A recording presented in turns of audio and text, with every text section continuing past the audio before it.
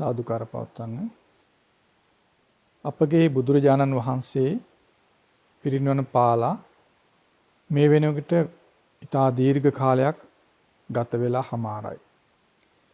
නමුත් බුදුරජාණන් වහන්සේ ඊටාම ශක්තිමත්ව ස්ථාපිත කළ ශාසනය තාමත් නිරුපද්‍රිතව තියෙනවා. ඒ භාගතුන් වහන්සේගේ ධර්මය තාමත් ජීවමානව ඊටාම පිරිසිදුව තියෙනවා. ශ්‍රාවක සංඝ රත්නය තාම වැඩ වාසය කරනවා. තිසරණේ තාම මේ ලෝකයෙන් අතුරුදහන් වෙලා නැහැ. ඒ නිසා ශ්‍රද්ධාව තියෙන සදහවන්ත කාට වුණත් බුදුරජාණන් වහන්සේගේ ධර්මයෙන් ඉහළම ප්‍රතිලාභ ලබන්න තාම පුළුවන්කම තියෙනවා. ශ්‍රද්ධාව නැති කෙනාට වීරිය නැති වෙලා යනවා. වීරිය ඇති වෙන්නේ නැහැ.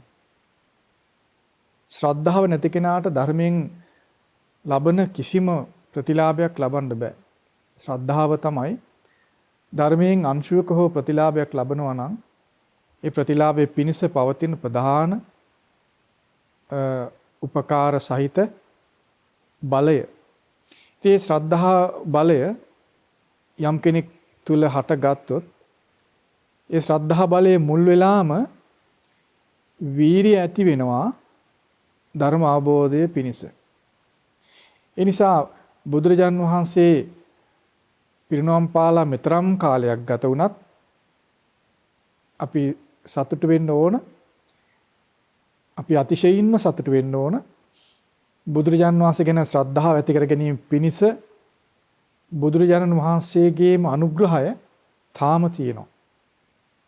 බලන්න හරි පුදුම දේ කියන්නේ බුදුරජාණන් වහන්සේ ගැන ශ්‍රද්ධාව ඇති කර ගැනීම පිණිස අනුග්‍රහය තියෙන්නේ බුදුරජාණන් වහන්සේගෙන්මයි. ඒක තමයි හිතානුකම්පී ශාස්ත්‍රවරුන්ගේ ස්වභාවය. සත්වයින් කෙරෙහි, දෙවියන් කෙරෙහි, මිනිසුන් කෙරෙහි අනුකම්පාවෙන් යුක්ත ශාස්ත්‍රවරුන්ගේ ස්වභාවය තමයි උන්වහන්සේ කෙරෙහි ශ්‍රද්ධාව ඇති කර ගැනීම පිණිස වන මඟ පෙන්වන්නේ උන්වහන්සේමයි. වෙන කෙනෙක් නෑ. මක් නිසාද? බුදුරුන්ගේ ස්වභාවය ගැන නිවැරදිව පිරිසිදුව ඊට හොඳින් දන්නේ බුදුරජාන් වහන්සේ පමණමයි.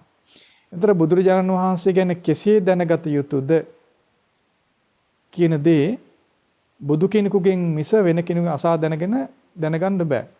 ඒ නිසා බුදුරජාණන් වහන්සේ ගැන දැනගත යුතු ප්‍රමාණයක් දන්නේ නැත්නම් ශ්‍රද්ධාව ඇති කර ගැනීම පිණිස බුදුරජාණන් වහන්සේ ගැන දැනගන්න ඕන ප්‍රමාණය අපි දැනගන්න ඕන. නේද? ඒ ප්‍රමාණය මෙච්චර කියලා දන්නේ නැත්නම් අපි නොයෙකුත් දේවල් හොයා ඉඳී නොයෙකුත් කතන්දර ඇති කරගනි බුදුරජාණන් වහන්සේ කොයි වගේද කියලා බලන්න. ඒතර කවදාවත් ශ්‍රද්ධාව ඇති කරගන්න බෑ. මොකද බුදුරජාණන් වහන්සේ පෙන්වා දෙනවානේ බුද්ධ විෂය අචින්තයි. හිතන්න එපා, හිතලා නිම කරන්න බෑ කියනවා. හිතන්න බැරි තරම් දුෂ්කර කටයුත්තක් ඒක. ඒතර බලන්න දැන් ඒ හිතන්න බැරි දේ හිතන්න ගියොත් මොකද වෙන්නේ? කිසි කෙනෙකුට ශ්‍රද්ධාව ඇති කරන්න බෑ නේද? ඒ නිසා බුදුරජාන් වහන්සේ ගැන ශ්‍රද්ධාව ඇති කර ගැනීම පිණිස ප්‍රමාණවත් මඟ පෙන්වීම බුදුරජාන් වහන්සේගෙන්ම අපට ලැබිලා තියෙනවා. අන්නේ මඟ පෙන්වීම තාම ලෝකේ තියෙනවා. ඒ නිසා ධර්මාබෝධයට උවමනා කරන මූලික ප්‍රධාන බලය, ශ්‍රද්ධා බලය පිනිසවන මාර්ගය මඟ පෙන්වීම අනුශාසනාව තාමත් ලෝකේ නිරුපද්‍රිතව තියෙන නිසා අපි හැම කෙනෙකුටම සතුටු වෙන්න පුළුවන්. අපි ඊතරම්ම වාසනාවන්තයි කියලා. බුද්ධෝත්පාද කාලයේ තාම තියෙනවා කියන්නේ ඒකයි. බුදුරජාණන් වහන්සේ මෙබඳු කෙනෙක් කියලා දැනගන්න කෙනෙකුට පුළුවන්. ඒ බුද්ධෝත්පාද කාලෙක හැටි. බුදුරජාණන් වහන්සේ කොයි වගේද කෙනෙක්ද කියලා දැනගන්න බැරි නම් බුද්ධෝත්පාද කාලය අහෝසි වෙලා, අතුරුදහන් වෙලා. එතකොට බුදුරජාණන් වහන්සේ මෙබඳු අවබෝධයෙන් යුක්තයි කියලා යමෙකුට දැනගන්න නම් අදටත් පුළුවන්කම තියෙනවා. ඒ බුදුරජාණන් වහන්සේගේ අවබෝධය දැන ගැනීම පිණිසයි, ඒ අවබෝධය තේරුම් ගැනීම පිණිසයි අප ධර්මයේ ඉගෙන ගත යුත්තේ, අප ධර්මයේ පුරුදු කළ යුත්තේ. ඒතරේ අවබෝධයේ ස්වභාවය ඒ බුදුරජාණන්සේ අවබෝධය බුද්ධ වචනයට ඇහුම්කන් දීම තුලින්ම අපට ලැබෙනවා. යමෙක් බුද්ධ වචනේ පිළිගද්ද ඒ පිළිගන්නේ බුදුරජාණන්සේ අවබෝධයයි. ඒතර මේ බුද්ධ වචනේ පිළිගත්තු කෙනා ඒ බුද්ධ වචනේ අනුව හිතන්න පෙළඹෙනවා.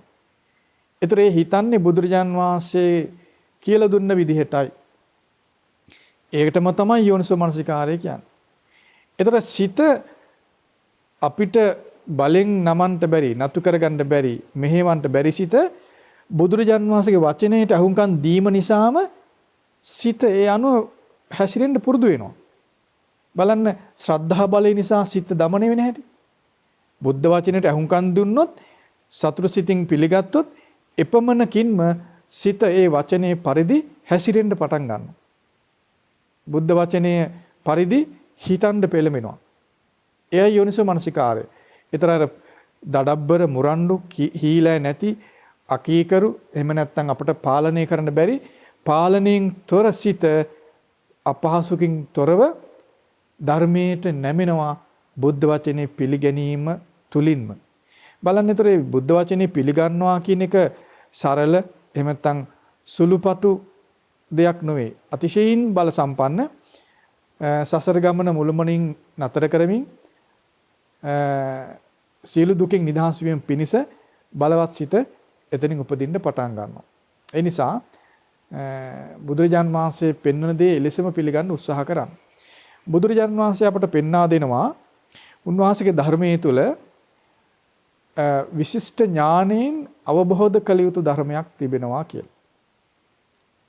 අභිඥාවෙන් අවබෝධ කළ යුතු ධර්මයක් තිබෙනවා. ඒ වගේම විශිෂ්ට ඥාණයෙන් ප්‍රහාණය කළ යුතු ධර්මයක් තියෙනවා. ඒ වගේම විශිෂ්ට ඥාණයෙන් පුහුණු කළ යුතු භාවිත කළ යුතු ධර්මයක් තියෙනවා. ඒ වගේම විශිෂ්ට ඥාණයෙන් යුක්තව සාක්ෂාත් කළ යුතු ධර්මයක් තිබෙනවා කියලා පෙන්වා දෙනවා. එතන බුදුරජාණන් වහන්සේගේ මුළු ධර්මයේම ඒ ධර්මතා හතරට එකඟයි. ඒ ධර්මතා හතරෙන් යුක්තයි. ඒ ධර්මතා හතරම තමයි සමස්ත ධර්මස්කන්ධයේ තුලම පැහැදිලි කරන්නේ, විස්තර කරන්නේ, බෙද බෙදා පෙන්වා දෙන්නේ. ඒ ධර්මතා හතර තමයි අපි චතුරාර්ය සත්‍ය විදිහට ඉගෙන ගන්නෙ. දුක්ඛාර්ය සත්‍ය, දුක්ඛ සමුදයාර්ය සත්‍ය, දුක්ඛ නිරෝධාර්ය සත්‍ය, දුක්ඛ නිරෝධ ගාමිනී පටිපදාර්ය සත්‍ය විදිහට අපි ඉගෙන ගන්නේ ඒ ආකාර හතරෙන් යුක්ත ධර්මයන්. ඒ ආකාර හතරෙන් යුක්ත ධර්මයන්ම විශිෂ්ට ඥානයෙන් යුක්තව තමයි අපට ඉගෙන ගන්න ප්‍රගුණ කරන්න තිබෙන්නේ. ඒතර අවබෝධ කළ යුතු ධර්මය අවබෝධ කරන් තිබෙන්නේ විශිෂ්ට ඥානයෙන් යුක්තව, අභිඥාවෙන් යුක්තව. ප්‍රහාණය කළ යුතු ධර්මයේ ප්‍රහාණය කරන් තිබෙන්නේ විශිෂ්ට ඥානයෙන් යුක්තවයි. ප්‍රගුණ කළ යුතු ධර්මයේ ප්‍රගුණ කරන් තිබෙන්නේ විශිෂ්ට ඥානයෙන් යුක්තව. සාක්ෂාත් කළ යුතු ධර්මයේ සාක්ෂාත් කරන් තිබෙන්නේ විශිෂ්ට ඥානයෙන් යුක්තව. ඒතර විශිෂ්ට ඥානයක් නැති කෙනාට, අභිඥාව නැති කෙනාට ඒ විශිෂ්ට ඥානය බුදුරජාණන් වහන්සේගේ වචනයෙන් පෙන්වන්නේ අභිඥාව කියලා. ඒ කියන්නේ ධර්ම අවබෝධයේ පිණිස කෙනෙක් තුල උපදවාගෙන තිබිය යුතු සුවිශේෂී වූ ඥානයටයි අභිඥා කියලා කියන්නේ. ඒ සුවිශේෂී වූ විශිෂ්ට වූ නුවණ ඥානය භාවිත කරගෙන තමයි ඒ ඥානෙන් යුතුව තමයි අවබෝධ කළ යුතු ධර්මය අවබෝධ කරගන්න පුළුවන්කම තියෙන්නේ. නැ විශිෂ්ට ඥානෙ නැතුව අවබෝධයක් කරා යන්න බෑ. අවබෝධ කළ යුතු ධර්මය අවබෝධ කරන්න බෑ. ප්‍රහාණය කළ යුතු ධර්මය ප්‍රහාණය කරන්න බෑ. විශිෂ්ට ඥානය නැති කෙනාට. ප්‍රගුණ කළ යුතු භාවිත කළ යුතු ධර්මය භාවිත කරන්න බෑ. විශිෂ්ට ඥානයෙන් තොර කෙනාට. සාක්ෂාත් කළ යුතු ධර්මය සාක්ෂාත් කරන්නත් බෑ. විශිෂ්ට ඥානයෙන් තොර කෙනාට. එතකොට අපි හොඳටම පිළිගන්න ඕන, අපි එක හිතෙන්ම පිළිගන්න ඕන විශිෂ්ට ඥානයෙන් යුතු කෙනා තමයි ශ්‍රාවකත්වයට පැමිණෙන කෙනා. ශ්‍රාවකත්වයේ පිහිටා කටයුතු කරන විශිෂ්ට ඥානයෙන් යුක්ත කෙනා. ඒ විශිෂ්ට ඥානය නැති කෙනාට ශ්‍රාවකත්වයට පැමිණෙන්න, ශ්‍රාවකත්වයේ වඩන්න සම්පූර්ණ කරන්න බෑ. මක්නිසාද ධර්මයේ බුදුරජාණන් වහන්සේ පෙන්වන සමස්ත ධර්මයේම ධර්මතා හතරකින් යුක්තයි. ඒ ධර්මතා හතරම උපදවා සම්පූර්ණ වීම පිණිස විශිෂ්ට ඥානය අභිඥාවෙන් යුක්ත වෙන්න ඕන. ඒතර මේ විශිෂ්ට ඥානය ඇති කරගන්න කෙනා ධර්මතා හතරම පුරුදු කරගන්න සමර්ථ කෙනෙක් වෙනවා.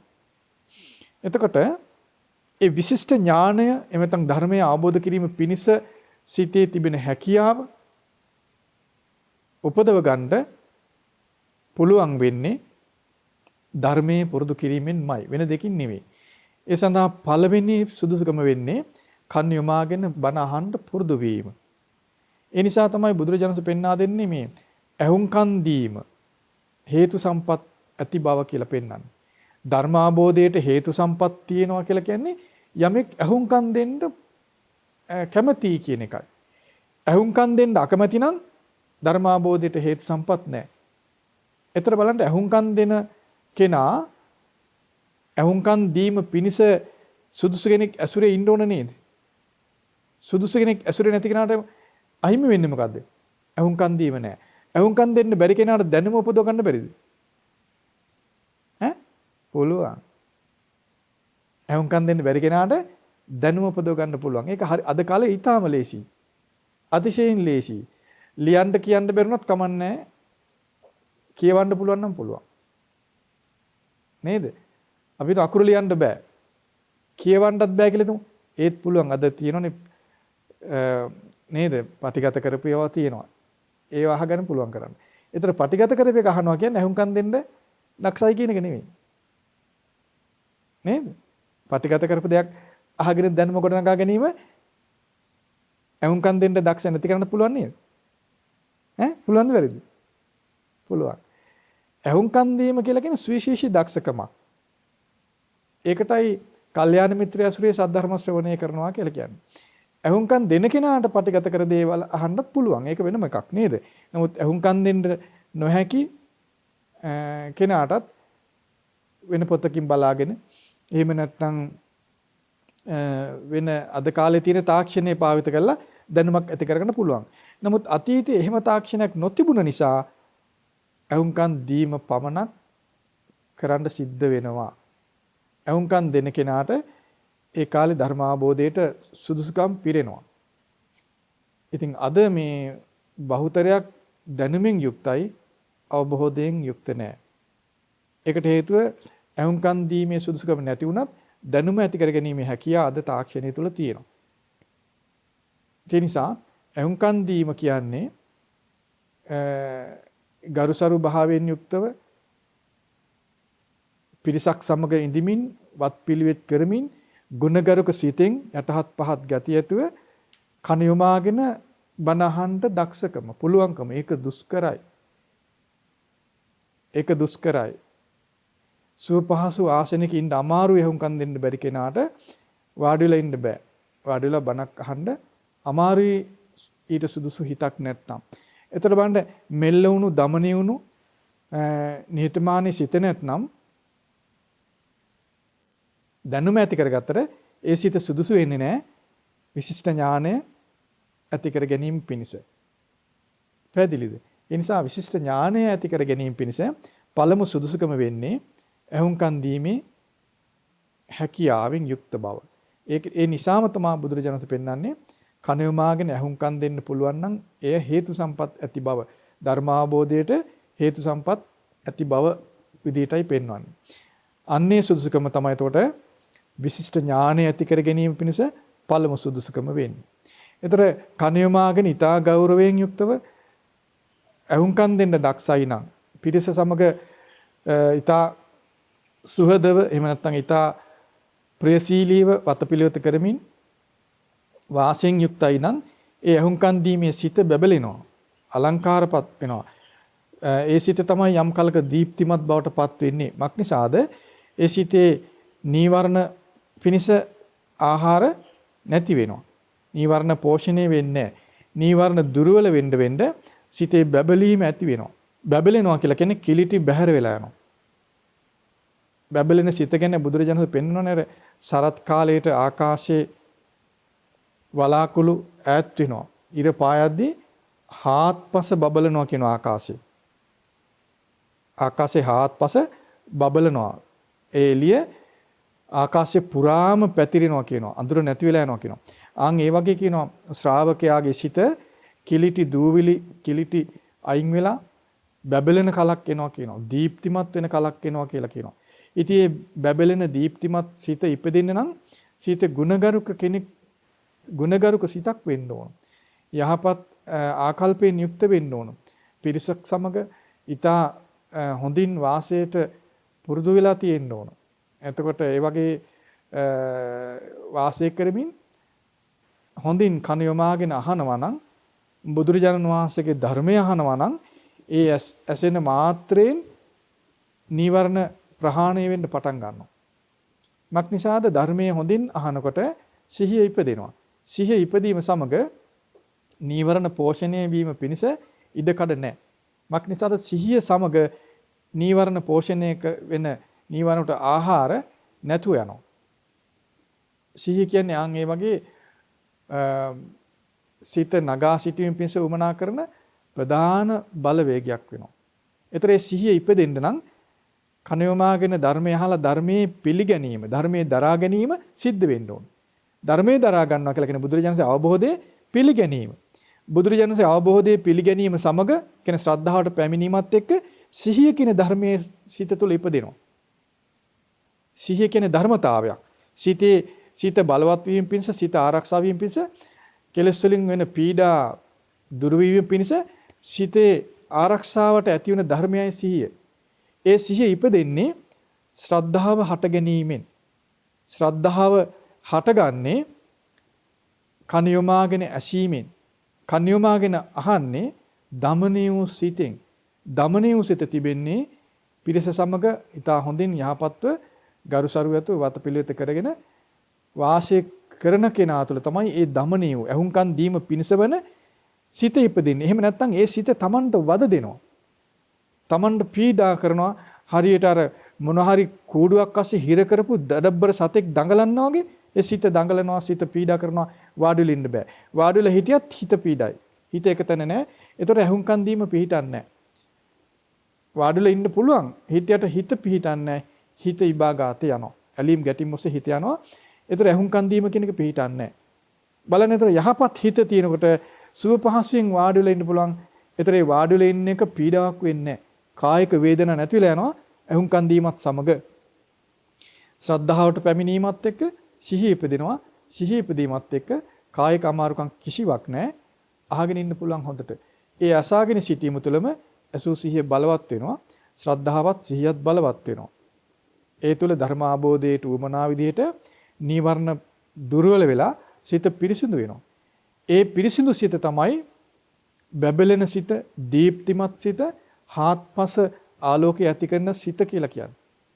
අර වලාකුළු ඈත් වෙච්චි සරත් කාලේ ආවහම මේ වලාකුළු ඈත් වෙලා මේ අහස එළිය වෙනවා.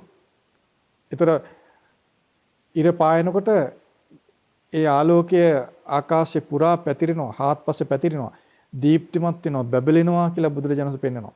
ආන් ඒ වගේ කියන ශ්‍රාවකයාගේ සිත නීවරණ දුර්වල වෙනකොට, කිලිටි දුර්වල වෙනකොට සිත බැබලෙනවා. හාත්පස ආලෝකමත් වෙනවා කියන.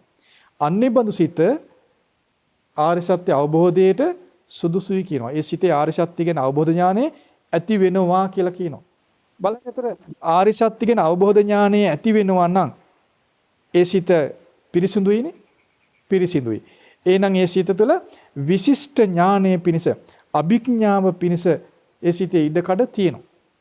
එහෙනම් ඒ විශිෂ්ට ඥානය ධර්ම අවබෝධයට උවමනා බලය, ශක්තිය, ඥානය පිණිස පිරිසිදු සිත උවමනයි නේද?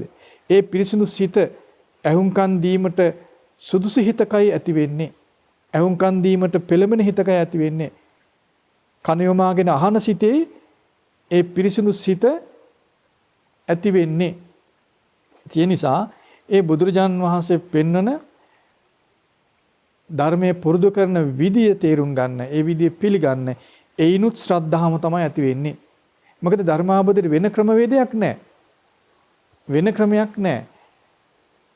මොකද බුදුරජාන් වහන්සේ පෙන්නපු ක්‍රමයේ හැරුණ විට වෙන ක්‍රමයක් වෙන කාටවත් ගොඩනගන්නත් බෑ, නිර්මාණය කරන්නත් බෑ. ඒ ක්‍රමයම අනුගමනය කළ යුතු වෙනවා. ඉතින් ඒ විදිහට බුදුරජාන් වහන්සේ පෙන්නන ආකාරයට ජීවිතේ හැඩගහ ගන්න කෙනාට ධර්ම ශ්‍රවණය කිරීම ඊ타ම සැප ඇති කරන, ඊ타ම ප්‍රබෝධය ඇති කරන, පහසු ජීවිතය ඇති කරන, ඊ타මත්ම උසස් ශ්‍රේෂ්ඨ සැප පිණිස පවතින දෙයක් බවට පත් වෙනවා.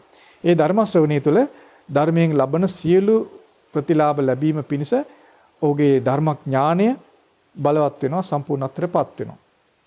ඒ විදිහට මේ ධර්මයේ ඉගෙන ගන්න උත්සාහ කරන්න. ඒතර ඒ ධර්මයේ ගැන අපට බුදුරජාණන් පෙන්වා දෙන්නේ කොහොමද? මේ විදිහට ඉගෙන ගන්න ධර්මයේ තුල අවබෝධ කළ යුතු ධර්මයක් ගැන පෙන්වා දෙනවා නේද? ඒ අවබෝධ කළ යුතු ධර්මය අවබෝධ වීම පිණිස අර පිරිසිදු සිත තුල විශිෂ්ට ඥානය ඉපදී තියෙන්න ඕන. අපිරිසිදු සිත තුළ ඒ විශිෂ්ට ඥානය ධර්ම අවබෝධයේ පිණිස වන ශක්තිමත් බලවත් සිත ඉපදෙන්නේ නැහැ අපිරිසිදු සිත තුළ. ඒතර පිරිසිදු සිත තුළ ඇති වෙන විශිෂ්ට ඥාණයෙන් අවබෝධ කළ යුතු ධර්මය පංච උපාදානස්කන්ධය විදිහටයි බුදුරජාණන් වහන්සේ අපට පෙන්වා දෙන්නේ. අපි කලිනුත් කීප වතාවක් මේ කතා කළා පංච උපාදානස්කන්ධය විශිෂ්ට ඥාණයෙන් අවබෝධ කළ යුතු ධර්මයේ විදිහටයි පෙන්වා දෙන්නේ. එතකොට පංච උපාදානස්කන්ධය කියලා අපි ඉගෙනගෙන තියෙන්නේ රූප උපාදානස්කන්ධය, වේදනා උපාදානස්කන්ධය, සංඥා උපාදානස්කන්ධය, සංඛාර උපාදානස්කන්ධය, විඥාන උපාදානස්කන්ධය කියන උපාදානස්කන්ධ පහ. ඒ උපාදානස්කන්ධ පහ අවබෝධ කරගන්න තිබෙන්නේ කොහොමද? විශිෂ්ට ඥාණයෙන් යුක්තව, අභිඥාවෙන් යුක්තව අවබෝධ කළ යුතු ධර්මයක් විදිහටයි පෙන්වන්නේ. ඒතරේ පංච උපාදානස්කන්ධය තමයි දුක්ඛාරි සත්‍ය විදිහටත් බුදුරජාණන් පෙන්වා දෙන්නේ. ඒතර අපි තවදුරටත් තේරුම් ගත යුතුයි මේ විශිෂ්ට ඥාණයෙන් අවබෝධ කළ යුත්තේ කුමක්ද? පංච උපාදානස්කන්ධය. පංච උපාදානස්කන්ධය ගැන අවබෝධයක් ඇති කර ගැනීම දුෂ්කර, ඊටාම දුෂ්කර දෙයක් බව අපි තේරුම් ගත යුතුයි. නමුත් විශිෂ්ට ඥානයක් තියෙන කෙනා, ඊට උසස් ඥානින් යුක්ත කෙනා පංච උපාදානස්කන්ධය අවබෝධ කර ගන්නවා. පංච උපාදානස්කන්ධය අවබෝධ කර ගැනීම පිණිස අප කුමක්ද කළ යුත්තේ? විශිෂ්ට ඥානින් යුක්ත වෙන්න ඕන.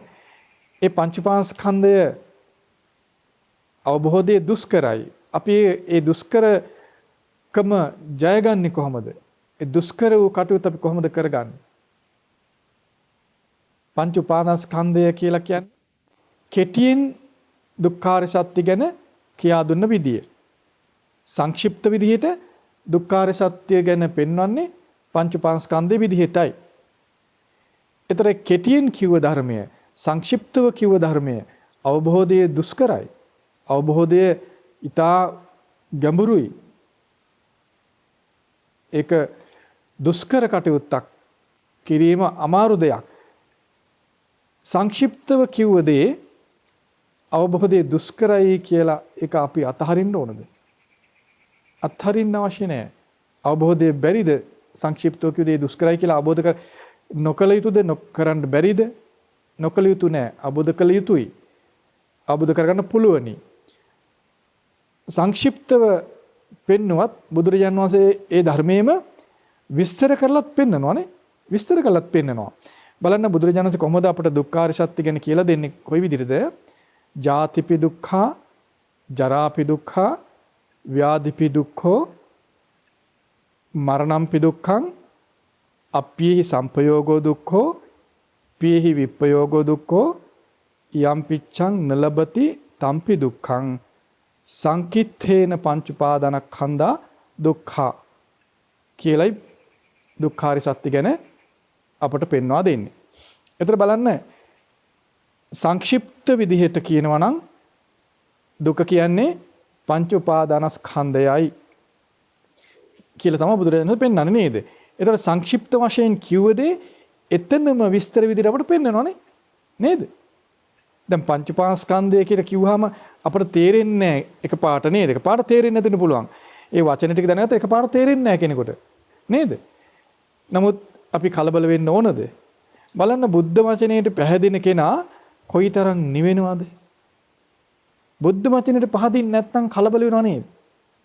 පංච උපාදානස්කන්ධය මොකද්ද තේරෙන්නේ නැහැ කියලා කියන අය ගොඩාක් ඉන්නවා. මොකද්ද පංචමාස්කන්ධේ මට නම් තේරෙන්නේ නැහැ. කියන අය කොච්චර ඉන්නවද?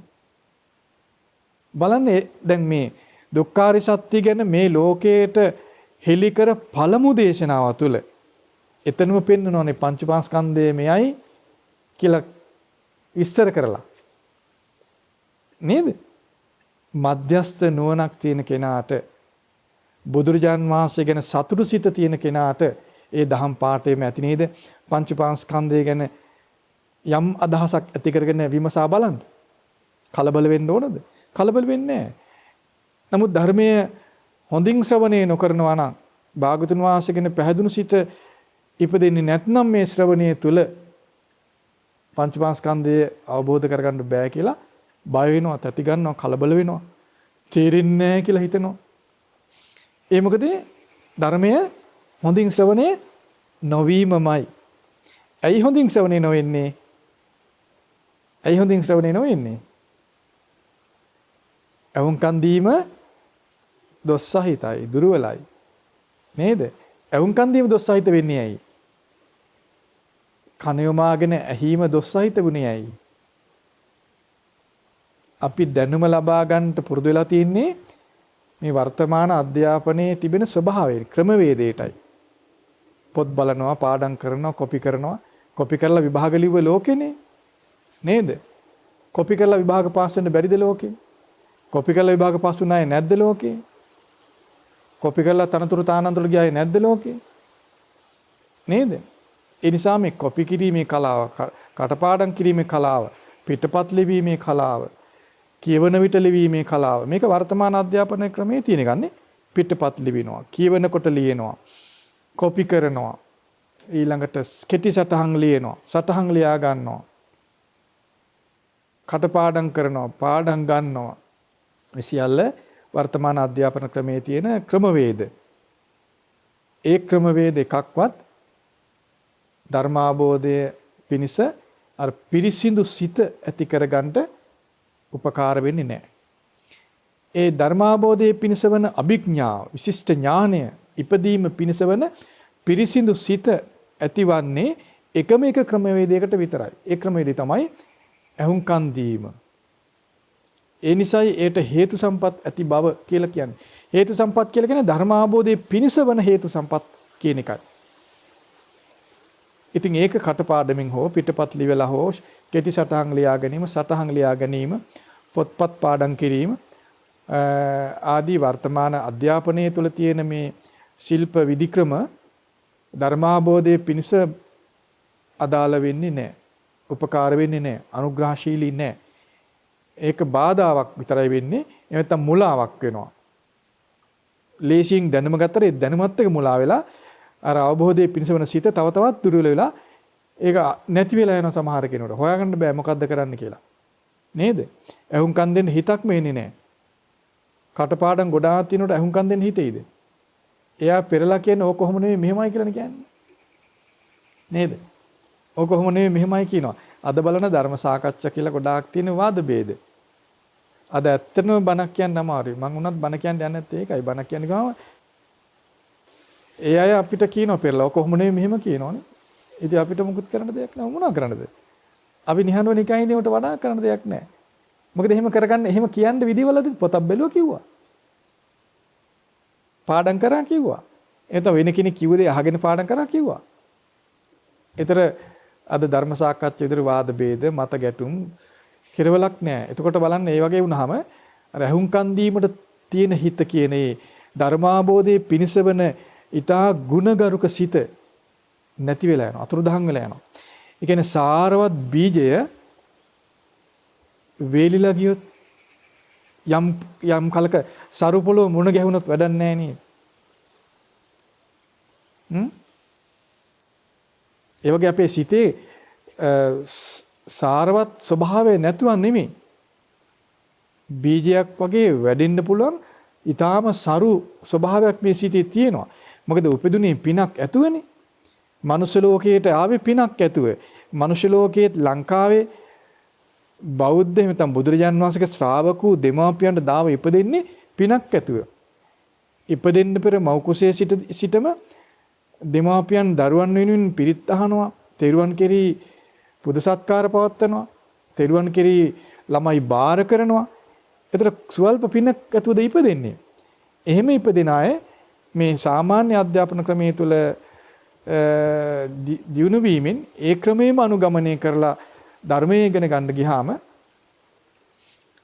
ධර්මයේ පිණිස ධර්ම අවබෝධයේ පිණිස වෙන සුදුසුකම හැකියාව මොට වෙලා ඒක අතුරුදහන් වෙලා රළු ගොරහැඩි වාද කරන එකට එක කියන සිත් ඉපදිනවා. එතකොට ධර්ම අවබෝධයේ පිණිස වෙන අහුම්කන් දීමේ මේ හේතු සම්පත් නැති පිරිසක් බිහි වෙනවා. ඒ නිසා මේ ධර්ම අවබෝධයේ පිණිස වෙන මූලික සුදුසුකම සුරක්ෂිත කරගන්න පණ වාගේ. පණ රැක ගන්න කොච්චර මිසුදහම් උත්සාහ කරනවද නේද? පණ වගේ රැක ගන්න ධර්ම අවබෝධයේ පිණිස වෙන ඒ හේතු සම්පත් ඇති බව නැසෙන්න දෙන්න එපා. වෙනසෙන්න දෙන්න එපා. ඒක යටපත් වෙන්න දෙන්න එපා. අතුරුදහන් වෙන්න දෙන්න එපා. ඉතින් මේ විදිහට මේ කන්‍යමාගෙන අහන කෙනා තුල මේ ශ්‍රද්ධාව ඇති වෙනවා. බුද්ධ වචනේ ඒ වගේ බල සම්පන්න එකක්. නිදන් ඉන්න මිනිස්සයා අවදි කරනවා බුද්ධ වචනේ. සිහිය නැති කෙනාගේ සිහියේ ඉපදෙනවා බුද්ධ වචනේ ශ්‍රවණය වීමෙන්. ඒ නිසා ඒ උසස් වචනය, සජීවී වචනය අපේ ජීවිතය පෝෂණය වෙන්න වචනයේට ශක්තිය බලය තියෙනවා. ඉතින් ඒ බුද්ධ වචනේ හොඳින් අහන්න. ඒතර ඒ බුදුරජාණන් වහන්සේ කොහොමද පෙන්වා දෙන්නේ? අවබෝධ කළ යුතු ධර්මයේ පංච උපාදානස්කන්ධය විදිහට අපට පෙන්වා දී තිබෙනවා. ඒ ධර්මය අවබෝධ කරගන්න තිබෙන්නේ විශිෂ්ට ඥානෙන්. ඒතර මේ පංච උපාදානස්කන්ධය දුක්ඛාරි සත්‍ය විදිහටයි පෙන්වා දී තිබෙන්නේ. නේද? දුක්ඛාරි සත්‍ය සංක්ෂිප්ත විදිහටයි පංච උපාදානස්කන්ධය කියලා කියන්නේ. කෙටියෙන් දුක්ඛාරි සත්‍ය පෙන්වලා තියෙන්නේ පංච උපාදානස්කන්ධය විදිහට. ඒතර මේ දුක්ඛාරි සත්‍යෙම විස්තර විදිහට පෙන්වලා තිනවා. කොහොමද පෙන්වන්නේ? ජාතිපි දුක්ඛා, ජරාපි දුක්ඛා, ව්‍යාධිපි දුක්ඛෝ, මරණම්පි දුක්ඛං, අප්පියෙහි සම්පයෝගෝ දුක්ඛෝ, පියෙහි විප්පයෝගෝ දුක්ඛෝ, යම් පිච්ඡං නලබති තම්පි දුක්ඛං කියලා පෙන්නනවා. ඒ දුක්ඛාරි සත්‍යය, දුක කියන ආර්ය සත්‍යය. ඊළඟට කායික දුක්, මානසික දුක්, සුසුම් හෙලීම් ඒවත් එතනට අයිති නේද? දුක්ඛාරි සත්‍යයට අයිති දුක් ස්වභාවයන්. ඒතර ඒ සියල්ල කෙටි කරලා සංක්ෂිප්ත විදිහට පෙන්නනවා උපාදානස්කන්ධ පහක් විදිහට. ඒ උපාදානස්කන්ධ පහ අවබෝධ කරගත යුතුයි දුකින් නිදහස් වීම පිණිස. ඒ උපාදානස්කන්ධ පහ අවබෝධ නොකොට එයින් නිදහස් වෙන්න බෑ. ඒකයි අවබෝධ කළ යුතු දෙයක් කියලා කියන්නේ. ඒතර ඒ උපාදානස්කන්ධ පහ අවබෝධ කිරීම දුෂ්කරයි. ඒ දුෂ්කර භාවය තුනී වෙලා අවබෝධය සුමට වෙනවා. අවබෝධය පහසු වෙනවා. විස්තර කරලා පෙන්වන ධර්මය හිස් මුදුනින් පිළිගන්න සමර්ථයි නම් ලපටි දරුවා ලදරුවා ඊතා පෝෂණීය ආහාරය මව දෙද්දී ඒක දේවතාවක් නොහිතා අනුභව කරනවා නේද? මේක මට මදි, මේක අපිට ප්‍රමාණවත් නැහැ, මීට වඩා ගොරෝසු ආහාර අපි කන්න ඕන කියලා හිතනවාද? කිරි කැටි ළමයි නේද? දෙමාපියන් අම්මා දෙන ඊටාම පෝෂණීය මේ ආහාරය අනුභව කරනවා. ඉතින් ඒ වගේ බුදුරජාණන් වහන්සේ පෙන්වන ධර්මය මේක සරලයි, මේ ගැඹුරු එක මදි කියලා කෙනෙක් හිතුවොත් එහෙනම් මොකද වෙන්නේ? ඒ කාගේ අවබෝධයද අපි හැලු කරන්නේ? බුදුරජාණන් වහන්සේ නේද? ඒතර බලන්න මේ දුෂ්කර අවබෝධයේ දුෂ්කර පංච උපාදානස්කන්ධය අවබෝධ කරගන්න බෑ, තේරෙන්නේ නැහැ කියලා යමෙක් හිතනවා නම් ඒ කුමන දෝෂයක්ද? එකම තැන පෙන්නපු ධර්මයේ එක කොටසක් පිළියරන් අනිත් කොටස පිළියරන්නේ නැහැ නේද? දුක්ඛාරි සත්‍ය පළමුවෙන් දේශනා කරද්දීම බුදුරජාණන් වහන්සේ පෙන්වනවා ඉපදීම දුකක්, වයසට යෑම දුකක්, ලෙඩවීම දුකක්, මරණයටපත් වීම දුකක්, ප්‍රියන්ගෙන් වෙන්වීම දුකක්, අප්‍රියන් හා එකතු වීම දුකක්, කැමති දේ නොලැබීම දුකක්, කෙටියෙන් කියනවා නම් පංච උපාදානස්කන්ධයේම දුකක් කියලා. ඊළඟට තව තැනක කියනවා පංච උපාස්කන්ධ විශිෂ්ට ඥානෙ අවබෝධ කරගන්න කියලා. ඒතර අපි හිතනවා මේ පංච උපාස්කන්ධේ ගැඹුරුයි, මේ වචනේත් අමාරුයි, තේරෙන්නේ නැහැ. කියලා හිතලා මේ කාලේ අපට ප්‍රඥාව නැතිකම මේක. මේ කාලේ අපට මේ පින මදිකම මේ ආදි වශයෙන් කල්පනා කළොත් නේ? ඒ කල්පනාව වැරදි නේද? බලන්න මේ කෙටියෙන් දුක කියන්නේ මෙයයි කියන තැන විස්තර කළත් එතනම පෙන්නනවානේ. නේ? මට නම් හරි පුදුමයි මේ ඇයි ඒ විස්තර කරලා පෙන්නන දේ පිළි නොගෙන අනික් කරුණ පිළිරම් මේක අමාරුයිනි කියලා හිතන එක ඒක හරි අමුතු දෙයක් අමුතු මේ රැවටීමක් නේද? තමන්ම අතින් ඇහැ වහගෙන පේන්නේ කියන වගේ වැඩක් නේද? තමන්ගේ අතින්ම තමන් ඇස් දෙක වහ ගන්නවා. ඒකල මේ පේන්නේ නැහෙනි. මොකද දන්නේ පේන්නේ නැහෙනි කියනවා. ඒ වගේ වැඩක් කියලා මට පේන්නේ මේ තැන් දෙකක කිව්ව ධර්මයක් නම් කමන්නේ. එකම තැන, එකම වාක්‍යයෙන්, එකම පදය තුල එකම තැන කියන ධර්මය විස්තර කරලත් පෙන්නනවා, කෙටිනුත් එකතනම පෙන්නනවා. ඒතර මේ කෙටියෙන් පෙන්වන ධර්මයේ ගැඹුරුයි අමාරුයි තේරුම් ගන්න බෑ කියලා පසෙක දානකොට ඇයි විස්තර කර ධර්මයේ දෙස නොබලන්නේ? විස්තර කර ධර්මයේ ගැන බලනවා නම්, විස්තර කර ධර්මයේ ගැන පහදිනවා නම්, ඒ ගැන හිත කන යොමාගෙන අහනවා නම් එයින්ම සිහිය ඉපදෙනවා. මක් නිසාද? ඒ විස්තරය තමාට සමීපයි. දැන් බලන්න රූප උපාදාන ස්කන්ධය කියන විස්තරය සමාට සමීප නෑ වගේ හිතෙන්න පුළුවන්. තමා තුළ තියෙන දේ නමුත් සමීප නෑ කියලා හිතෙන්න පුළුවන් කෙනෙකුරනේ. මොකද පාරිභාෂිත ඒක භාවිත නොවෙන නිසා ඒ වචන. නේද? වේදනා උපාදාන ස්කන්ධය, සංඥා උපාදාන ස්කන්ධය. ඒ වචන ගැඹුරු ධර්මයේ බුදුරජාන් වහන්සේගේ වචන අපිට නුහුරු වෙන්න පුළුවන්. මොකද බුදු කෙනෙක් පහළ වීමෙන් පමණයි ඒ වචන ලෝකෙට පහළ වෙන්නේ. ඒ නිසා අපට ඒක නුහුරුයි. නුහුරු නිසාම අපිට හිතනවා ඒක අපට බැරි වෙයි කියලා. නමුත් ඇයි කල්පනා කරන්න බැරි?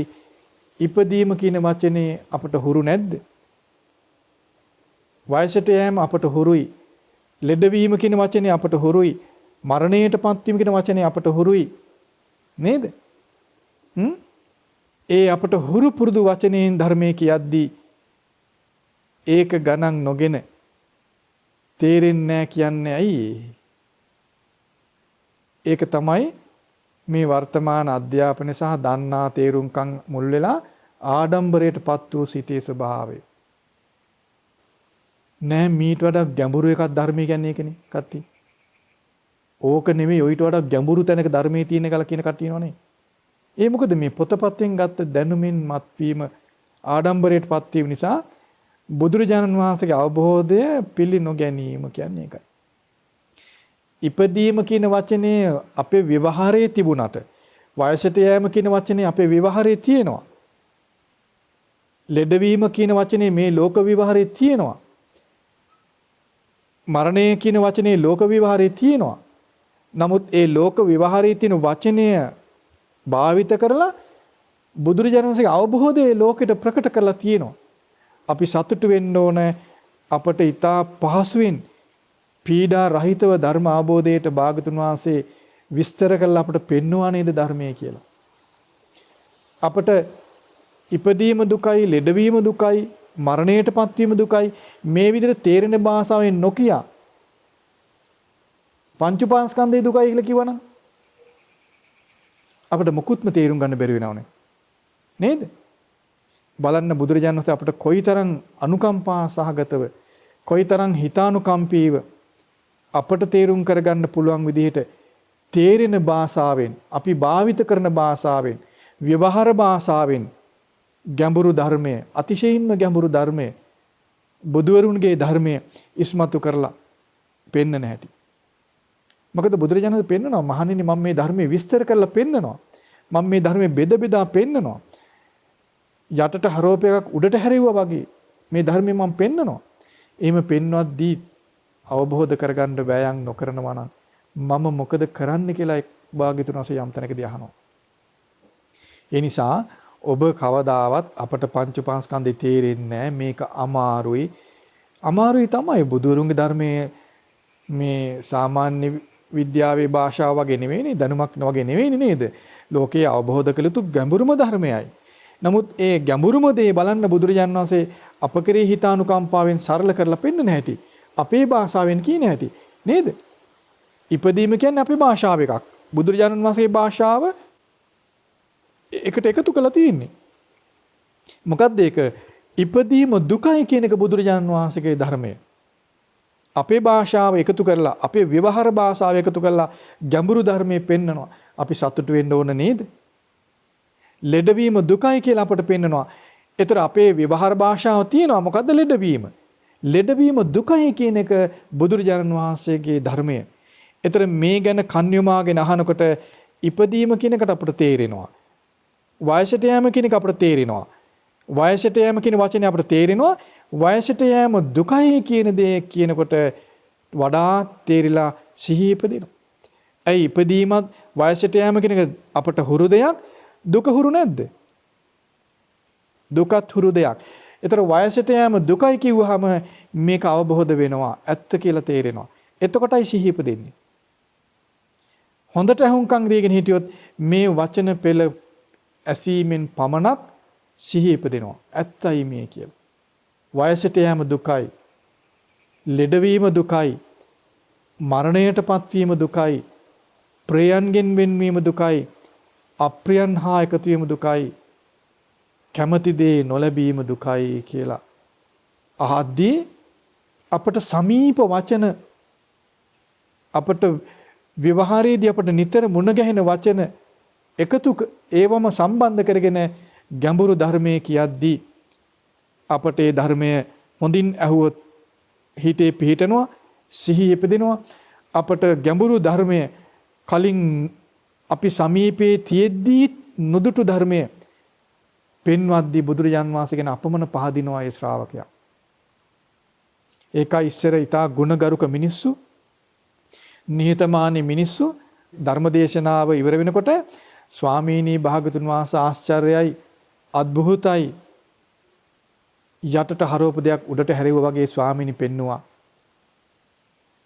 අඳුරේ ඉන්න කෙනෙකුට තෙල් පහනක් දැල්වලා පෙන්නවා වගේ ස්වාමීනි ධර්මයේ මට පෙන්නවා කියලා මිනිස්සු තමන්ගේ සතුට කෑ ගහලා ප්‍රකාශ කරනවා.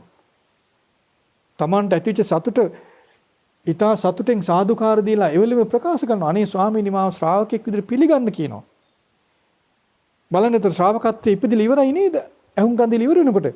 අද මොකද මේ ඇහුම් කන්දීම අහනවා ශ්‍රාවකත්වයේ ඉපදින්නේ නැති ඇයි? ඒක තමයි මේ නූතන අධ්‍යාපනය සමග හැකියාවන්, සැලකිලි සම්මාන මේ ආදී දේත් එක්ක ඇතිවෙච්ච කිලිටි නිසා සිත සූදානම් නැහැ මේ තේරෙන භාෂාවෙන් ගැඹුරු ධර්මයේ කියද්දී ඒකට සූදානම් නැහැ සිත ගන්න. ඕවා අපිට තේරෙනවනේ. ඕක අපිට කියලා දෙන්න ඕනේ. කින හිත තමයි සිටින්නේ. ඒකල්ලා කියනවා පංච පාස්කන්ධයෙන් තේරුම් ගන්න අපිට පින නැහැනේ කියලා කියනවා. ඒතර බලන්න බුදුරජාණන්සේ අවබෝධයේ පසෙක දාලා ඒ අවබෝධය තවත් ඈත් කළ දානවා. නේද?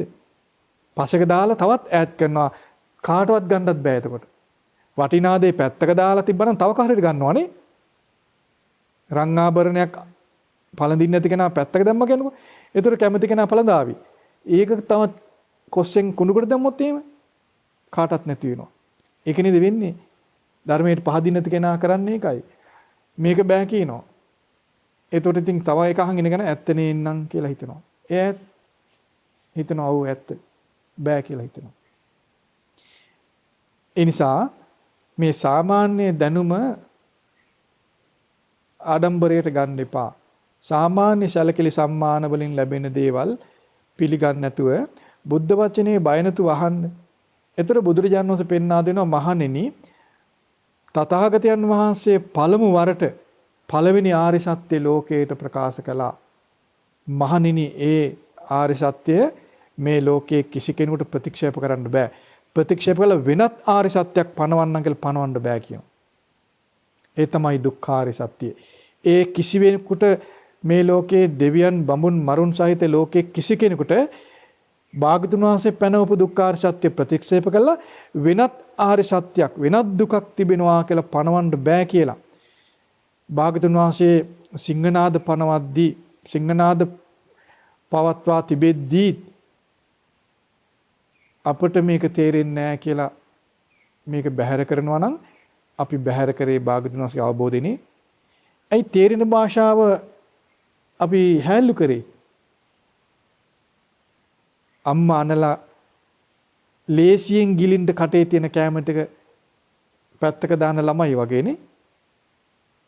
බලන්න ඉපදීම දුකක්, වයසට යෑම දුකක්, ලෙඩවීම දුකක්, මරණයට පත්වීම දුකක්, ප්‍රියයන්ගෙන් වෙන්වීම දුකක්, අප්‍රියයන් හා එකදීම දුකක්. මේ විදිහට පෙන්වන්නේ ලෝකෙ කිසිවෙකුට අපිට පෙරලන්න බැරි පරම සත්‍යය. ඒතර අපට තේරෙන භාෂාවෙන් කියා දෙනකොට අපි ඒ ගැන සතුටු වෙන්න ඕන. අපි නොදත් අපි ළඟම තිබුණු දේ අපට පෙන්වා දුන්නා. නේද? මිනිසු විස්මයටපත් වෙන්නේ තමා සමීපයේම තිබුණු අනතුරු පෙන්නපුවාම. දුර තිබ්බ අනතුරක් පෙන්නුවොත් කිසි කෙනෙක් ගණන් ගන්නෑ. කවුද ගණන් ගන්නේ? අපිට කෙනෙක් කියනවා ඉන්දියාවේ බෝම්බයක් තියෙනවා කියලා අපි ගණන් ගන්නවද? අපි ගණන් ගන්නෑ. කොළඹ බෝම්බයක් තිබුවොත් ටිකක් දැනෙනවනේ. එහෙනම් අපේ ගමේ බෝම්බයක් තියෙන ටිකක් දැනෙනවා. අපිට කිව්වොත් ඔන්න ඔබගේ දැන් ඇඳ යට බෝම්බයක් තියෙනවා. කොහොමද අපිට දැනෙන්නේ? සමීප අනතුර කිව්වොත් දැනෙනව නේද? දුර තියෙන අනතුර දැනෙන්නේ නැහැ. ඒතර බලන්න වයසට යෑම කියන එක සමීපයිද දුරයිද? සමීප දෙයක් නේද? ලෙඩවීම සමීපයි. මරණය සමීපයි. ප්‍රියන්ගෙන් වෙන්වීම සමීපයි. මේ නිතර වෙන එකක්. උපන් දායිනම් වෙනවා ප්‍රියන්ගෙන් වෙන්වීම. අප්‍රියන් හා එකතු වීම උපන් දායිනම් වෙනවා. බේරෙන්න බෑ. නේද? ඒතර කන යොමාගෙන ධර්මය අහන කෙනාට මේවා තමා තුළ තියෙනවා පේනවනේ. තමා තුළ බුරබුරා ගිනි ගන්න තමන්ගේ ළඟ ගිනි ගන්නව පේනවනේ මේ දුක නිසා. නේද? පොඩි කාලේ ඉඳන් ප්‍රියන්ගෙන් වෙන්වීම අප්‍රියන් හා එකතු වීම නිසා කොච්චර ගැහැට වින්දාද? කොච්චර දුක් දුම්නස් වින්දාද? ඊළඟට මේ නුදුරදීම වයසට යෑම, ලෙඩවීම, මරණය නුදුරේ තියෙනවා කියලා පේනවනේ හොඳට අහනකොට. හොඳට නොයසීමම නේද විපාකය? පාඩුව. හොඳින් නොයසීමම නේද මේ ධර්මයේ තමාට සමීප නොවෙන්න, ධර්මයේ නොදකින්න හේතු උනේ. ඇයි හොඳට නොයසුවේ? අපි හිතනවා මීට වඩා දෙයක් ඇති මෙතන. මීට වඩා දෙයක් ඇති මෙතන කියලා හිතන්නේ. නමුත් මීට වඩා දෙයක් නැහැ. මෙයමයි තියෙන්නේ. කුමක්ද තියෙන්නේ? ඉපදීම දුකක්, වයසට යෑම දුකක්, ලෙඩවීම දුකක්, මරණයට පත්වීම දුකක්, ප්‍රියයන්ගෙන් වෙන්වීම දුකක්, අප්‍රියයන් හා එකතු වීම දුකක්, කැමති දේ නොලැබීම දුකක් කියන දේ. මෙන්න මේ දුක තමයි පංච උපාදානස්කන්ධයේ විදිහටම පෙන්වන්නේ. ඒතර පංච උපාස්කන්ධය අවබෝධ වීම පිණිස වන විශිෂ්ට ඥානය ඉපදෙනවා මේ විස්තර විදියට දුක ගැන පෙන්වන ධර්මයේ ශ්‍රවණය කිරීමෙන්ම. මක්නිසාද ඒ විස්තර විදියට පෙන්වන ධර්මය අපේ භාවිත වචන අපි නිතර දෙවේලේ භාවිත කරන අපට හුරු අපට ඊටාම සමීප වචන වලින් ඒ ධර්මයේ තියෙන්නේ. ඒතර අපි ළඟම තියෙන දේ අපේ ජීවිතයේ තුල තියෙන දේම අපට පහසු වචන වලින්ම අපට පෙන්වද්දී ගුණගරුක හිත තියෙන කෙනාට සැනකින් තේරෙනවා. භාගතුන් වහන්සේ ඇතම් භික්ෂුන් වහන්සේලා ගැන ඇතම් උපාසකය ගැන කියනවා මේ ඒ භික්ෂුව හරි පඬිතයි මාව වෙහෙසුවේ නෑ ධර්මය අහලා කියනවා. ඒ වෙහෙසවන්න දෙයක් නෑ. බුදුරජාන් වහන්සේ තොල් මැතුරු සැනින් නුවණැත්තා ගුණවතා ඒ ධර්මය පිළිගන්නවා. නේද? ඇයි තමන් ළඟ තියෙන අනුතර පෙන්වා දෙද්දී ඔහුට සිහිය ඉපදෙනවා. වයසට යෑම දුකයි කියලා කියද්දී ඒක ඇහුවොත් තමාට තේරෙනවා මේ මට තියෙන දේ මට වෙනවා මට වෙන්න තියෙන දේ. මරණයට පත්වීම දුකයි කියලා පෙන්වද්දී සිහි කන යොමාගෙන අහන කෙනාට තේරෙනවා මේ මම ගැන කියන්නේ මට සිදුවෙන දේ ගැන කියන්නේ. ඉතින් මේ ධර්මයේ යලි යලි අහනකොට යලි යලි සිහිය ඉපදෙනවා. යලි යලිත් සිහි ඉපදිනවා. ඒ සිහි ඉපදින්නේ ඒ භාගතුන් වහන්සේගේ වචනේ හොඳට කනට යනකොට. ඒතර එහෙම සිහිය ඉපදෙමින් ධර්මයේ අහද්දී භාගතුන් වහන්සේ ගැන උපන් පැහැදීම උපන් ශ්‍රද්ධාව ස්ථාවරයි බලවත් වෙනවා. ආපිට හැරලා යන්නේ නැහැ. කාටවත් වෙනස් කරන්න බැරි වෙනවා. ඔහු ධර්මයේ යලි යලි අහනවා. ඒ විදිහට ධර්මයේ අහද්දී සිහිය බලවත් වෙනවා. සිහියෙන් යුක්තව වාසය කරද්දී ඔහුට අඳුර ගන්න පුළුවන් කිලිටි වෙන දේවල් කායික වාචසික මානසික දුෂ්චරිතය අඳුර ගන්න පුළුවන් සිහි නුවණින් ඉන්න කෙනාට ආන්න උට වීරි ඉපදෙනවා ඒ නරක දේවල් බැහැර කරන්න. ඒතර සිහියත් ශ්‍රද්ධාවත් සිහියත් වීරියත් තියෙනවා. ඒතර ඔහු ඒවා බැහැර කරනවා. ඔහු අඳුර ගන්නවා මේක කිලිටි. මේ සිත කිලිටි කරන දේවල් කියලා අඳුර ගන්නවා. ඒ ප්‍රඥාව. ඒතර ඔහුට ඒ කිලිටි බැහැර කරගන්න පුළුවන්. කිලිටි බැහැර වීමත් එක්ක සිත පිරිසුදු වෙනවා. ඒක සමාධිය. ඒතර ශ්‍රද්ධාව තියෙනවා. සිහිය තියෙනවා. වීරිය තියෙනවා. සමාධිය තියෙනවා. ප්‍රඥාව තියෙනවා. මේ විදිහට මේ ධර්මතා ගොඩාක් ඔහු තුළ ඉපදිලා හොඳින් ධර්මයේ අහන කෙනාට ඒ විදිහට ඔහු යලි යලිත් ධර්මයේ අහනකොට ධර්මයේ පිළිගන්නකොට ධර්ම ශ්‍රවණයෙන් සතුට වෙනකොට ශ්‍රද්ධාව සිහිය වීරිය සිතේ පිරිසිදු භාවය නුවණ බලවත් වෙලා පිරිසිදු සිත බැබලෙන්න පටන් ගන්නවා. බැබලෙන සිතෙන් හාත්පස බැබලෙන සිතෙන් යලි යලිත් ධර්මයේ ශ්‍රවණය කරමින් ඒ ධර්මයට අනුව ජීවිතයේ ගල්පා බලද්දී ජීවිතේ ගල්පා බලද්දී කුමක්ද වයසට යෑම දුකක්, ලෙඩවීම දුකක්, මරණයට පත්වීම දුකක්, ප්‍රියන්ගෙන් වෙන්වීම දුකක්, අප්‍රියන් හායකතු වීම දුකක්. මේ ආදී වශයෙන් ඒ ධර්මයේම Tamanගේ ජීවිතයට ගල්පා බලද්දී ඔහුට යම් කලක තේරෙනවා මේ ඉපදීම දුකක්, ලෙඩවීම දුකක් කියන්නේ මා තුල තියෙන දෙයක්. Taman තුලම වයසට යෑමේ දුක, ලෙඩවීමේ දුක, ප්‍රියන්ගෙන් වෙන්වීමේ දුක, අප්‍රියන් හායකතු වීම දුක මේ දේවල් තමා තුළම තිබෙනවා පේනවා. දුක කියන දේ තමන් තුළම හට ගන්නවා කියලා තේරෙනවා. මේ විදිහට තමන් ධර්මයේ පුරුදු කරනකොට පිරිසිදු සිතෙන් ධර්මය අවබෝධ කර ගැනීම පිණිසවන ප්‍රඥාව ඉපදෙනවා. විශිෂ්ට ඥානෙ ඉපදෙනවා. ඒ විශිෂ්ට ඥානය තමයි විමසා බැලීමේ නුවණ. විමසා බැලීමේ නුවණ ඉපදෙනවා. ඒ විමසා බැලීමේ නුවණ භාවිත කරමින්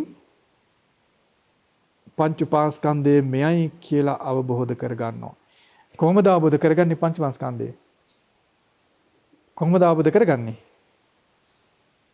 හේතුවකින් හටගෙන හේතු නැතිවීමෙන් නැතිවන රූපයක් තියෙනවා කියලා අවබෝධය ඇති වෙනවා. හේතුවකින් හටගෙන හේතු නැතිවීමෙන් නැතිවන විඳීම් තියෙනවා කියලා අවබෝධය ඇති වෙනවා. හේතුවකින් හටගෙන හේතු නැතිවීමෙන් නැතිවන සංඥා තියෙනවා කියලා අවබෝධය ඇති වෙනවා. හේතුවකින් හටගෙන හේතු නැතිවීමෙන් නැතිව යන චේතනා සංස්කාර තියෙනවා කියලා අවබෝධය ඇති වෙනවා.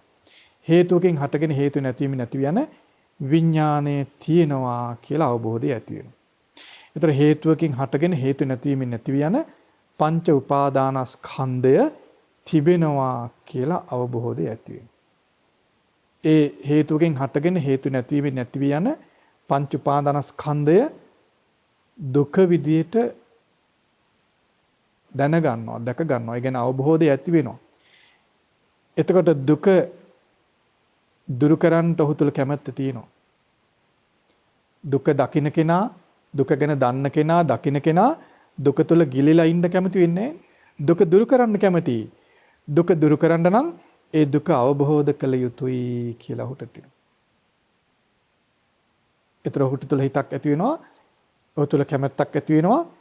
පංච උපාදානස්කන්ධය අවබෝධ කළ යුතුයි කියලා. පංච උපාදානස්කන්ධය අවබෝධ කරන්න නම් ඒ අවබෝධ කිරීම පිණිස විශිෂ්ට ඥානය තියෙන්න ඕන. මොකද්ද විශිෂ්ට ඥානය? විමසීමේ නුවණ. විමසා බැලීමේ නුවණ. හේතුවකින් හටගෙන හේතු නැතිවීමෙන් නැති වී යන රූප තියෙනවා. හේතුවකින් හටගෙන හේතු නැතිවීමෙන් නැති වී යන විඳීම් තියෙනවා. හේතුවකින් හටගෙන හේතු නැතිවීමෙන් නැති යන සංඥා තියෙනවා. හේතුවකින් හටගෙන හේතු නැතිවීම නැති යන චේතනා සංස්කාර තියෙනවා. හේතුවකින් හටගෙන හේතු නැතිවීම නැති යන විඥානයේ තියෙනවා කියන දැනුම නැත්නම් ඒ අවබෝධ කරන්න බෑ. ඒ විමසීම නැත්නම් පංච පාස්කන්ධය අවබෝධ කරගන්න බෑ. ඒ විමසීමේ නුවණින් තමයි පංච පාස්කන්ධය අවබෝධ කරගන්නේ. ඒ අවබෝධ කළ යුතු පංච පාස්කන්ධය අවබෝධ කර ගැනීම පිණිස වන විශිෂ්ට ඥානය තමයි ඒ විමසා බැලීමේ නුවණ.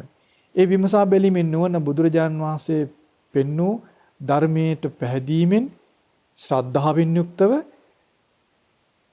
සිත පිරිසිදු වීමෙන් තොරව උපදව ගන්න ඉපදෙන්නේ. පිරිසිදු සීතේ තමයි මේ විමසා බැලීමේ නුවණ පිහිටන්නේ.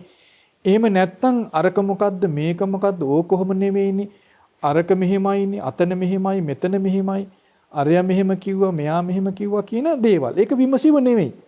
ඒක මොකද්ද? ඒක වාද කිරීම. ඒක ભેද කිරීම.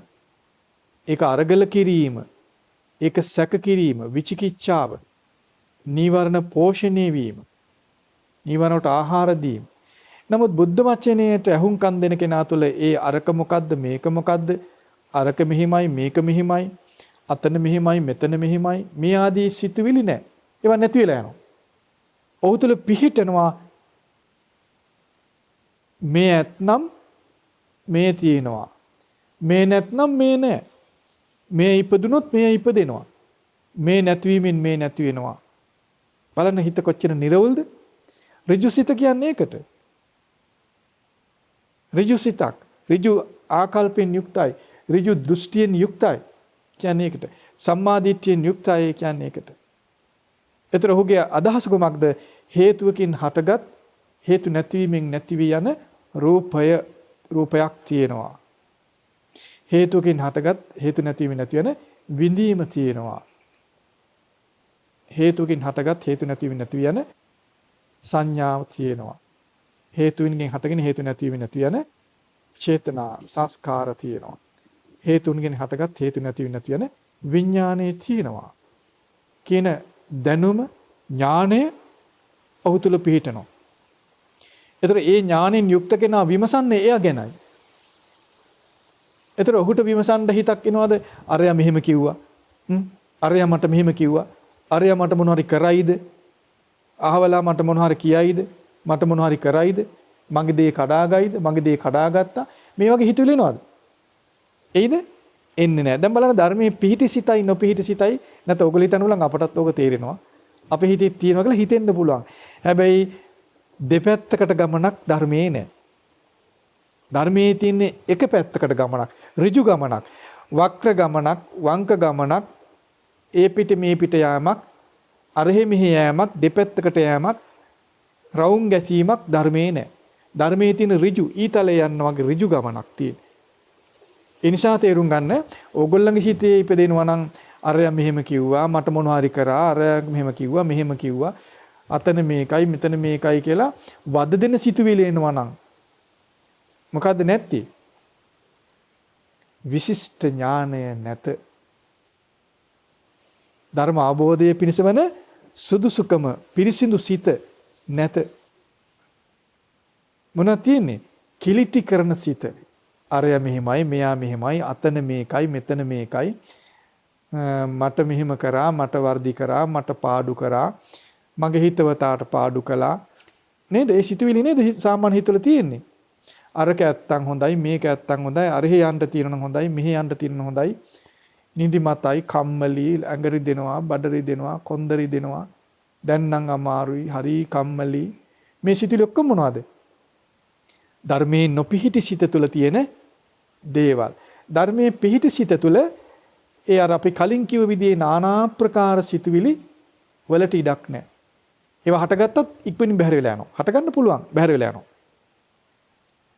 ඒ කියන්නේ අපි ඔයගොල්ලෝ දකලා තියෙනවද ඉස්සර පන්ති වලට සර්ලා එනවා.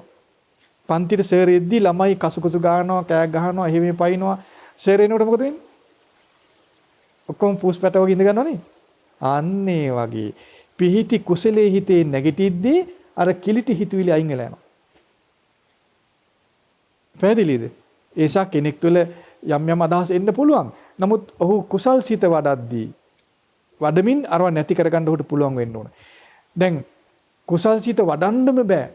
ධර්මයක් වඩන්න බෑ. නොයෙකුත් හිතුවිලි එනවනම් අරකයි මේකයි එහෙම නැත්නම් විවිධාකාර විදිහේ හිතවිලින් හිත පෙළෙනවා නම් පීඩයි නම් එහෙනම් ධර්මයක් හිතේ පීඩලා නැහැ. ඒ විදිහට තියෙන. ඒ විශිෂ්ට ඥානෙ නැහැ.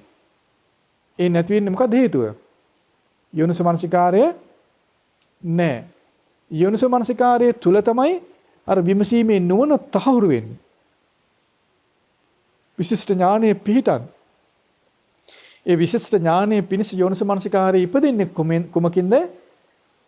බුදුරජාණන්සේගේ ධර්මය බුද්ධ වචනය පිළිගැනීමෙන්. බුද්ධ වචනේ පිළිගන්නේ ඇහුම්කන් දීමෙන්. බලන්න ඒ දුෂ්කරකම අපි දුරු කරගන්න විදිහනේ නේද? පොත් කන්දක් කියුවත් වැඩක් වෙන්නේ නැහැ. ඇහුම්කන් දීමේ නුවණ නැත්තම්. නේද? ඒක පුළුවනි මේ මුස්ලිම් පූජකවරයාටත් පුළුවන් කරන්න.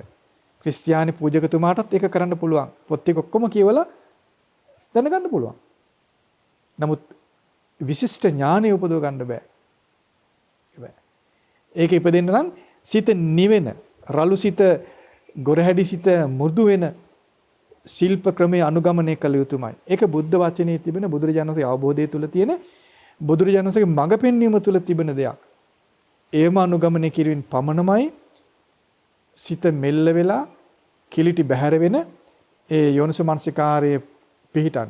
යෝනිසෝ මනසිකාරය තුල කිලිටි බැහැර වෙලා ධර්මයේ හිතේ පළපදියම් වෙනවා, පිහිටනවා. ඒ විමසීමේ නුවණ පිහිටනවා. ඒ විමසීමේ නුවණ පිහිටියට පස්සේ අර අධාර්මික වූ සිතුවිලි කොච්චරවත් බය වෙන්න එපා බැහැර වෙනවා. ඒ ශිල්ප ක්‍රමය එතන විදි ක්‍රමය ධර්මයේ පුරුදු කරන විදියේ තුල අපි පිහිටලා නම් අකුසල් ප්‍රහාණය වෙනවනේ. ඒක නොවි තියන්නේ. අකුසල් ප්‍රහාණය නොවි අකුසල්ම බුරුබුරා නගිනවා නම් අකුසලින්ම පීඩා මිදිනවා නම් හේතුව මුල වැරදීම. මුල ආයලි හදා ගන්න ඕන. මුල යලි හදාගත්තාම අපි නිවැරදි වෙනවා. එතකොට අර විශිෂ්ට ඥානයෙන් අවබෝධ කළ යුතු ධර්මය අවබෝධ කරගන්නට සුදුසුකම් අප තුළ ඉපදෙනවා. ඉතින් අපි සෙත් පතනවා මේ හැමෝටම ඒ භාගතුන් වහන්සේ වදාළ ධර්ම අවබෝධයේ පිණිස වන ඒ උතුම් මඟ හඳුනා ගනිමින් මඟ වැඩිම පිණිස සියලු දෙනාටම ගුණගරුක උතුම් සිත ශ්‍රද්ධා කාමී සිත පිහිටාවා.